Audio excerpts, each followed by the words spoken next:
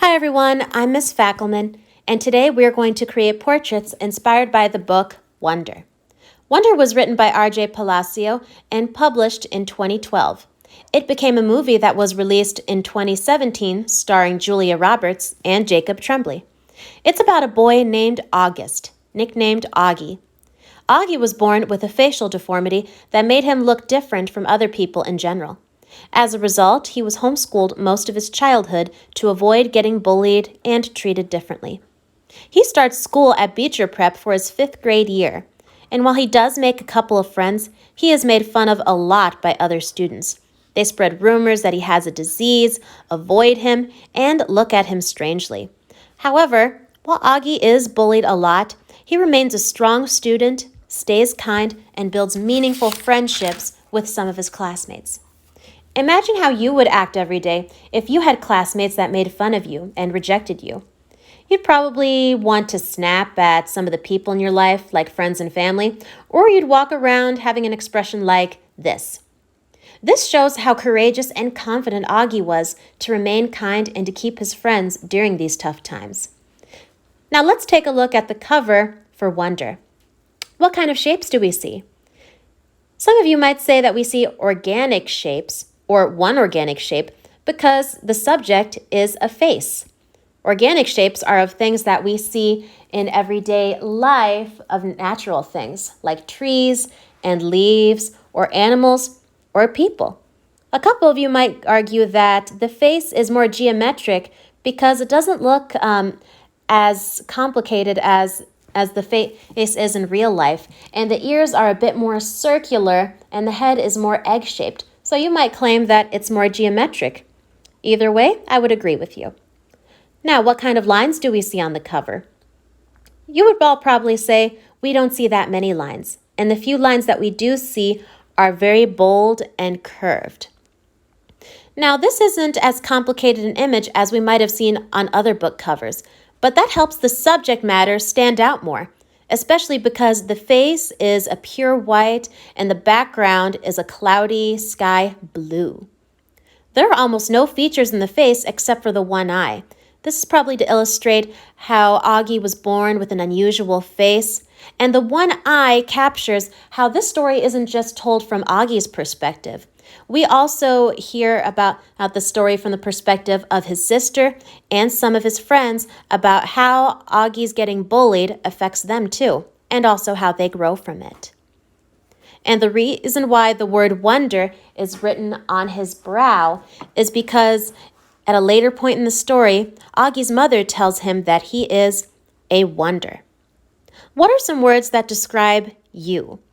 What are some things that you love in life? Think about that as we round up the supplies we need to complete this portrait. Find a comfortable place to work and let's get started. Now, you should be in a nice, comfortable place. It could be a desk, or it could be a kitchen table, or it could even be a corner of your room. Just make sure you have a sturdy surface like a desk or a clipboard or a magazine that you can draw on, and also have a pencil, a sharpener, and an eraser. Now, I've said this plenty of times in art class with my students, but to make sure that you can erase any mark that you think is a mistake or you decide you don't want, you have to draw very lightly on your paper. I'm just going to use this as an example. I'm going to press really hard on the paper like this, but then I decide, no, I want to erase this mark. I'm trying to rub it out with my pencil, but is it completely gone? If you look close enough, not really. You can still see that faint mark where I made that little line. What you have to do, instead of pressing so hard so that the line is very dark, you need to draw very lightly with your pencil. See how it's more of a soft gray instead of almost black like the line I drew before? But now, because I want to put another line in its place, I'm going to erase it, and see? Now that line is gone. We can still see this one where I pressed hard, but now this other line that I drew lightly, it's completely gone. So until you know your drawing is just how you want it, no dark, bold lines, just soft, lightly drawn lines. Now, we are going to be drawing our portraits. Now, while they're going to be very simple to mimic the style of R.J. Palacio's book cover, we are going to be talking about basic construction of the human face with proper proportions. So to start with the shape of the head, we are going to draw a circle. It's going to be a little toward the top of the paper. keep in mind, the top of this circle is going to be the top of your head. Now you might notice that I'm using a lot of light, quick lines. You don't have to make it one continuous line. You can just make it a bunch of soft, light lines until you have the shape you want. Remember, you're going to be able to erase this once you have it exactly how you want it. All right, now that is the shape of the top of the head. Whenever you're drawing a face, you start with the circle. That's going to be the top of the skull. Now we are going to draw one line that goes left and right straight through the middle of the paper.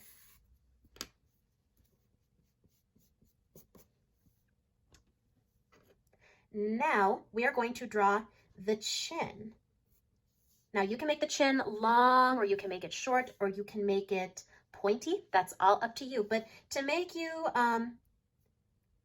to help you understand where the chin is going to be, let's draw a line that goes straight up and down through the circle and out of it. Make it stop right where you want the chin to be. Then after you are done with that, draw a little oval. That's the size and shape that you want the chin to be. This is going to be your guiding tool as you are drawing the sides of your chin or the jaws over here. Now draw what looks like a U-shaped line that comes down, follows the curve of the chin that we drew, and then goes up the other side. There we go. Now the reason we drew this line that goes left and right through the circle is because this is going to be where the eyes are. Stay away from there, sweetie.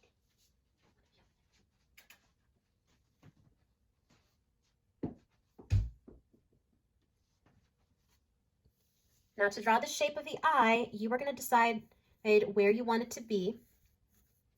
And you're going to draw what looks kind of like a rainbow. You're going to draw a rainbow line up top, and then you're going to draw an upside down rainbow line underneath. We're just going to draw that one eye.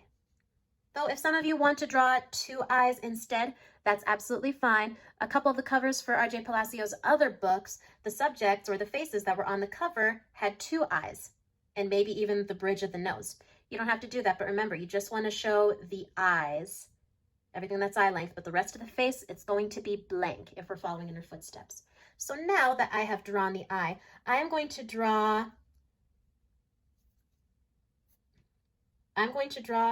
the pupil inside. That's the part of the eye that has color. Now, instead of making it look like a complete circle, it's going to look kind of like a circle that is disappearing under the top of the eye. You see how it looks like a circle, but the top is cut off? Then we are going to draw the light spots. You know those light spots? That's where the light is being reflected on your eyeball. We are going to draw two circles, a big one that's up top, and then a smaller one that's down here. After you draw those two light spots, we are going to draw another circle that's tucked behind them, but in the middle of our pupil. You can color it dark if you want to right now, or you can save that for later if you want to use your Sharpie or whatever coloring supplies you have right now. Now, I'm going to draw another rainbow line, but it's not going to be touching this line right here. It's going to be a little above the eye, but don't make it too high because we want to keep this space right here reserved for the word that we're going to draw or write to make our eyebrow. Now, to draw the eyebrow, we're not going to draw the shape of the brow just yet, but we're going to very lightly create a line. It'll be our guiding tool as we are writing the word that we selected. Now try to think of a word that you want for your brow. If you haven't decided yet, that's fine. You can just watch this part of the tutorial and keep thinking about the word you want later. But if you do know what you want it to be, you can go ahead and write the word that you think best describes you, or one of the words you feel best describes you. My word is going to be loving. L-O-V-I-N-G.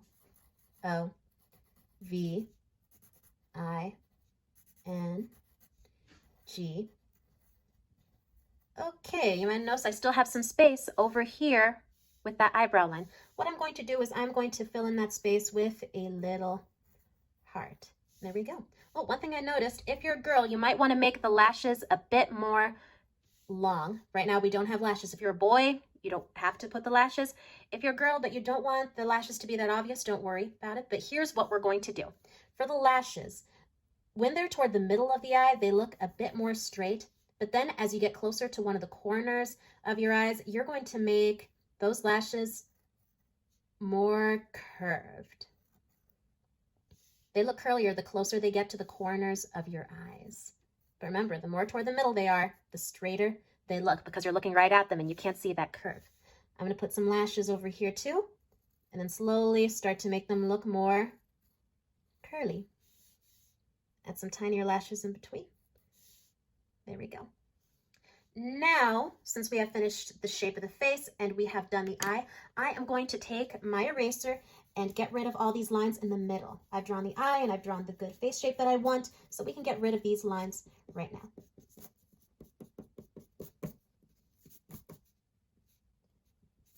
There we go. Now we need to start on the ears. Now, just to let you know, the top of your ear normally lines up with your eye. Now, we're going to be doing a simple ear shape. I'll show you the right here, but I'll show you a slightly more complicated ear shape on the other side, just for this lesson. If you want to draw a more simple ear shape, you are going to draw a backwards C over here.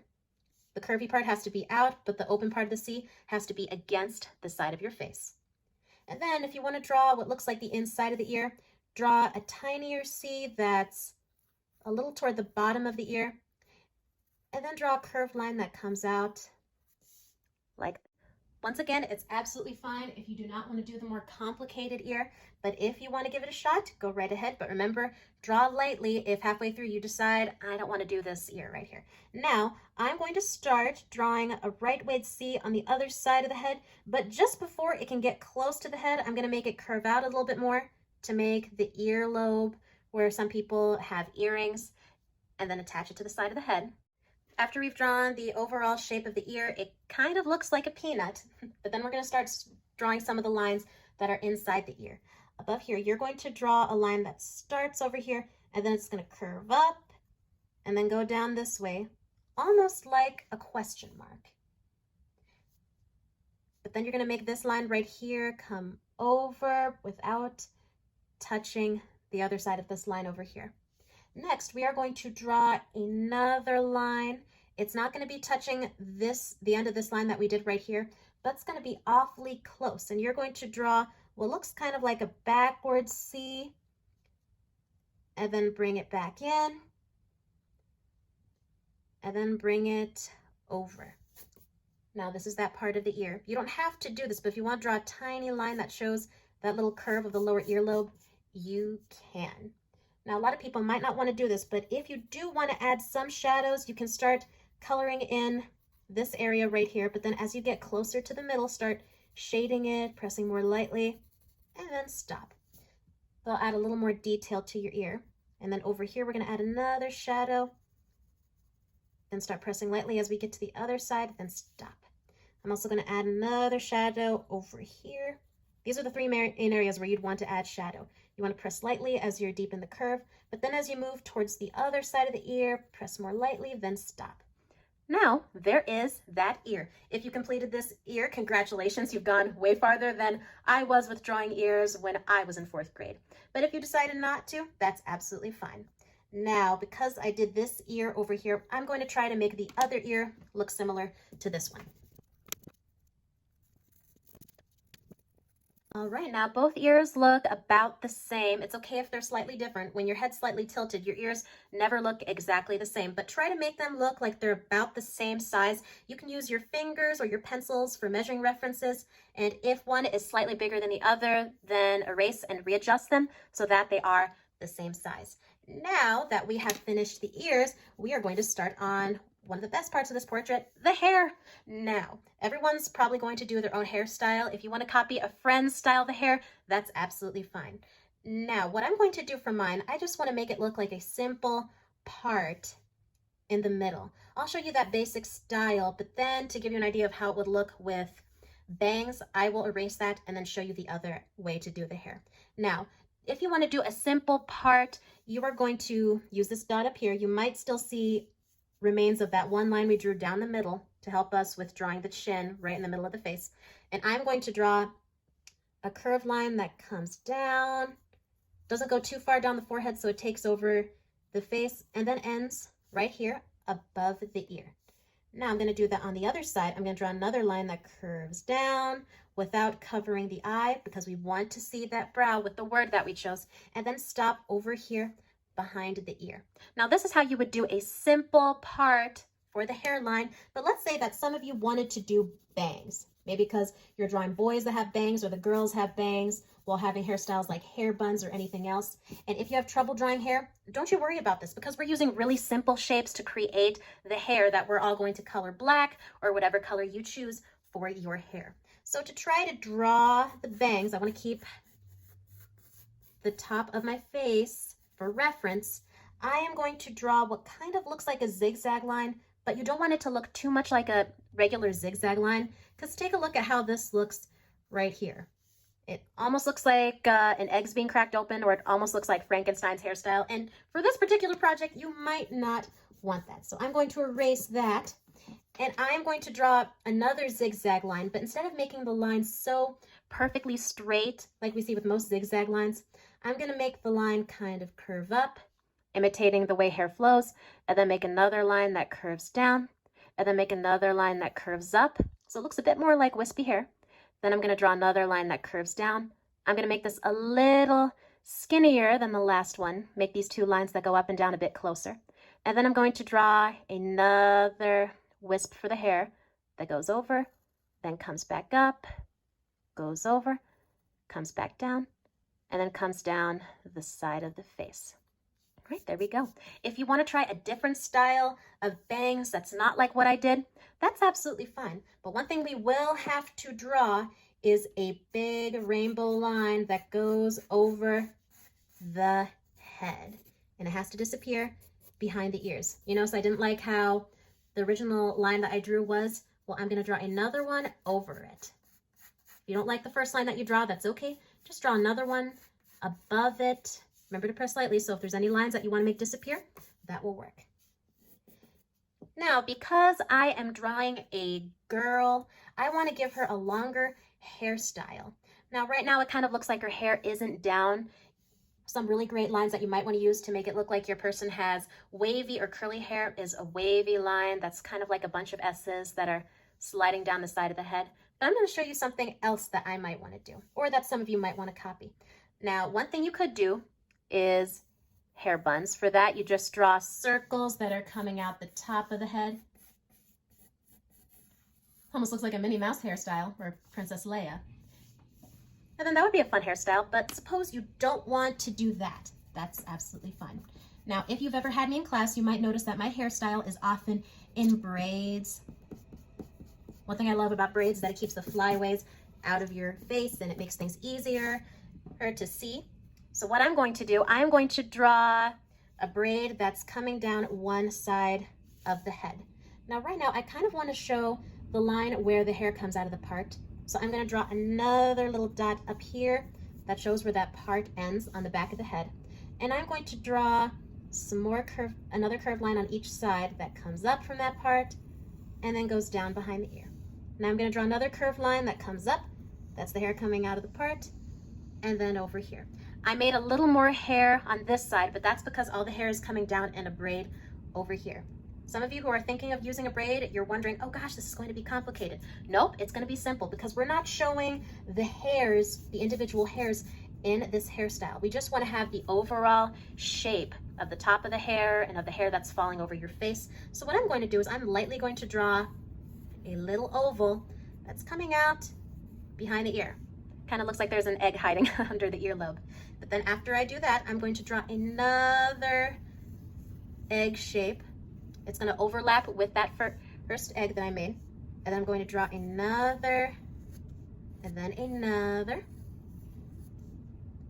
And then after that, I decided I'm going to tie off the hair right here. So I'm going to draw a little rectangle that shows where the hair tie is wrapping around the hair. And then after that, To make where the hair flares out from that hairstyle, I am going to draw an upside down U, but instead of making it look boxy at the bottom or like a straight line, so it kind of looks like there's a little cup that's hanging out of the braid, I'm going to do what I did up here. Make those wispy zigzag lines to imitate the hair flowing right here. There we go. So there's my hair. I'm not going to need to erase this, but just to show for those of you that are going to choose a lighter hair color like yellow or orange, if you're not going to be using black to fill in the hair, you're going to want to erase these lines because with lighter colors, these are going to be more obvious. So you want to have a nice blank white wherever you're going to color in the hair. Now we have a really blank background. So what are we going to use to fill that? Well, the only colors we're going to add are going to be in the face and then whatever bold hair color you decide to use right here, and then the eyes. But for the background, we are going to be using pencils to write any words that you think describe you. Now try to think about the story of Wonder. Augie, he became less known for how different he looked from his classmates and more about the things that he loved and also how kind and how smart he was. What are some things that describe you? What are words that describe you? Or what are the words of things that you are really passionate about? So one thing that I am really passionate about, you probably already know that, is art. If you want to use lowercase and caps or all caps and all lowercase, that's absolutely fine. This is going to be your style of self-portrait. So you have to pick whatever caps or fonts you want. If you also are really good with cursive, you can go ahead and do that. But for the sake of simplicity, I'm just going to do print. So I wrote art, and what about dogs? I'm going to draw a little dot right here. You want to separate those words so you can tell when one word ends and another begins. I'm going to write the word dog. I absolutely love dogs. I had one growing up, and over the summer, I got a new dog, Summer. She is awesome. You know what? I'm going to add her name, Summer.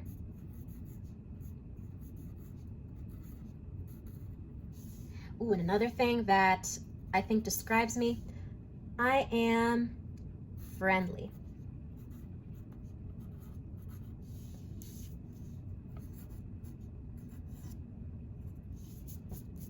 Another idea I just had, if you don't want to use these simple dots to separate your words, maybe you want to add hearts, bold tiny hearts, or stars, go right ahead. You don't have to copy exactly what I do, but what I do suggest is you have some sort of symbol to separate those words that describe you or things that you love.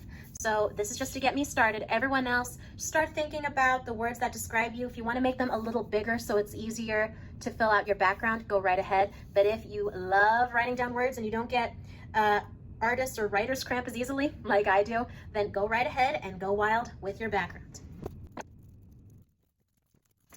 All right, now I am done drawing and writing. So what I did was I drew a bunch of words that describe me or words that describe things that I love. Now that we have done this, we are going to outline with black pen or Sharpie or any other writing or coloring utensil that you have available. Now, if you need to take a few breaks because your hand is getting exhausted, just take your time and then we will meet again. Now I have finished outlining all the words I drew in the background. Now I might wait until the Sharpie is given a chance to set before you start erasing the pencil in the background. What I'm going to do is show you all how to shade with crayon. Now I'm just going to start with the eye. I'm going to zoom in a little bit more to demonstrate how to shade the inside of the eye if you want to make it look a little more realistic, and then it'll pop out more. What I'm going to do is I'm going to start pressing harder in the middle of the eye. That's where the black circle in the pupil is. But then as I get toward the outside, I'm going to press more lightly and then more lightly. And now I'm just pressing lightly as I color the outside edge of the eye. Maybe if you want to press a little harder on the outside, you can go right ahead and do that, or press harder on the top. Now you see how it's darker in some areas, but it's lighter in others. There we go. And also, if you want to experiment a little bit more with your eye, my eyes are all brown, but if you're some of those folks that want to put green in the eye because you have a little bit of green in your eyes, or maybe you're looking at grass and you want to show a little bit of that green, you can go right ahead and add the green where you colored a bit more lightly. Now I think that's coming out very pretty.